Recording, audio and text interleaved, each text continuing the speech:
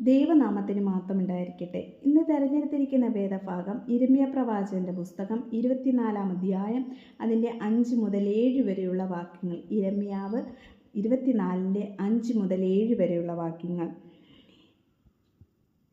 അപ്പോൾ യഹോവയുടെ അരുളപ്പാട് എനിക്കുണ്ടായതെന്തെന്നാൽ, ഇസ്രായേലിൻ്റെ ദൈവമായ യഹോവ ഇപ്രകാരം അരുളിച്ചെയ്യുന്നു: ഞാൻ ഈ ദേശത്തു നിന്നും കൽദയരുടെ ദേശത്തേക്ക് നന്മയ്ക്കായി അയച്ചിരിക്കുന്ന യഹൂദ ബന്ധന്മാരെ നല്ല അത്തിപ്പഴം പോലെ ഞാൻ വിചാരിക്കും.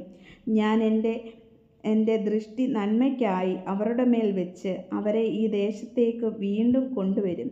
ഞാൻ അവരെ പണിയും, പൊളിച്ചു കളയുകയില്ല; അവരെ നടും, പറിച്ചു കളയുകയില്ല. ഞാൻ യഹോവ എന്ന് എന്നെ അറിവാൻ തക്ക ഹൃദയം ഞാൻ അവർക്ക് കൊടുക്കും. അവർ എനിക്ക് ജനമായി, ഞാൻ അവർക്ക് ദൈവമായിരിക്കും. അവർ പൂർണ്ണ ഹൃദയത്തോട് എങ്കിലേക്ക് തിരിയും. ഈ വചനം കേട്ട എല്ലാവരെയും ദൈവസമൃദ്ധിയായി അവിടുന്ന് അനുഗ്രഹിക്കുമാറാകട്ടെ. ആമേൻ. സ്തോത്രം.